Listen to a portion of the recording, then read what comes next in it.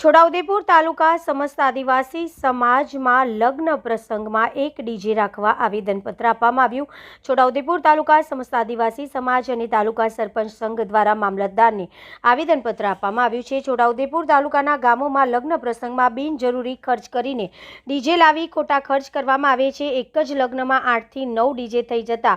હોય, DJ permission વગરના હોય, માત્ર એક ડીજે લગ્ન પ્રસંગમાં વાગે અને પરવાનગી વગરના ડીજે વગાડવા પર પ્રતિબંધ કરી કાયદેસરની કાર્યવાહી કરવા સરપંચ સંઘ દ્વારા માંગ કરવામાં આવી છે, જેમાં ખૂબ મોટી સંખ્યામાં આદિવાસી સમાજના આગેવાનો, સરપંચ સંઘના પ્રમુખ સહિત મોટી સંખ્યામાં સરપંચો ઉપસ્થિત રહ્યા હતા। શેખ મુઝફ્ફરનગર, છોટાઉદેપુર। 3, 4, 10 ડીજે સુધીના ડીજે સગા સંબંધીઓ લઈને આવે છે, તો એના માટે અમે લગ્ન પ્રસંગની અંદર એક જ ડીજેની પરમિશન મળે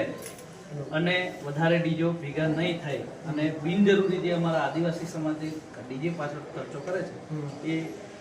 બંધ થાય, એના માટે તમને આવેદનપત્ર આપીએ છીએ અને આવનારા સમયમાં આપના માધ્યમથી એક ડીજેની પરમિશન મળે અને એ ડીજે લગ્ન પ્રસંગની અંદર વાગે એવી વ્યવસ્થા કરવા માટે આપને આવેદનપત્ર આપ્યું છે। તમે આમાં મદદ કરશો, સમાજના હિત માટેની વાત છે। છોટાઉદેપુર તાલુકામાં સામાજિક આગેવાનો દ્વારા અને છોટાઉદેપુર સરપંચ સંઘ દ્વારા સમાજની અંદર આવનારા જે લગ્ન પ્રસંગો છે એની અંદર ખૂબ મોટા પ્રમાણમાં ડીજે વાગતા હોય છે, તો સમાજના હિત માટે અમે લગ્ન પ્રસંગની અંદર એક જ ડીજેની પરમિશન મળે અને એ જ ડીજે વાગે એવી વ્યવસ્થા ગોઠવવા માટે અમે આ એક મામલતદાર સાહેબને આવેદન આપ્યું છે અને આવનારા સમયની અંદર જો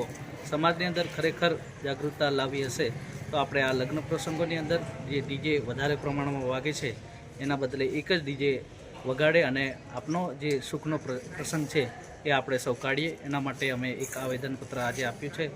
અને આવનારા સમયની અંદર આનું અમલ સમાજની અંદર થશે એવી અમને સૌને આશા છે। છોટાઉદેપુર તાલુકાના સમસ્ત આદિવાસી સમાજ દ્વારા અને સરપંચ સંઘના માધ્યમથી છોટાઉદેપુર તાલુકામાં આવનારા દિવસોમાં લગ્નની સિઝનો ચાલુ થવાની છે, ત્યારે લગ્નોની અંદર એકથી વધુ ડીજે વગાડવાની પ્રથા ચાલે છે, જેના કારણે આર્થિક રીતે સમાજને ખૂબ નુકસાન થાય છે। સાથે સાથે વધુ ડીજે આવવાના કારણે અવાજનું પણ મોટા પ્રમાણમાં પ્રદૂષણ થાય છે અને બીજી વિશેષ વાત એ છે કે ખાસ કરીને આ ફેબ્રુઆરી અને માર્ચ મહિનામાં જ્યારે લગ્નો શરૂઆત થાય છે એ જ સમયમાં વિદ્યાર્થીઓની પરીક્ષાઓ પણ ચાલુ થાય છે અને આવા સંજોગોમાં ગામોમાં મોટા મોટા લાઉડ સ્પીકરોથી વધુ પડતા ડીજે વાગે છે, જેના કારણે વિદ્યાર્થીઓના અભ્યાસમાં પણ ખૂબ ખલેલ પહોંચે છે અને એના માટે અમે લોકો સમસ્ત સમાજ ભેગું થઈને આ પ્રથા, જે વધુ ડીજે વગાડવાની જે પ્રથા છે બંધ થાય અને સમાજમાં આવા લગ્નોની અંદર સુચારું સંચાલન થાય અને એક સૂત્રતા આખા તાલુકામાં રહે, એના માટે આજરોજ અમે આવેદનપત્ર માનનીય મામલતદાર સાહેબશ્રીને પાઠવ્યું છે।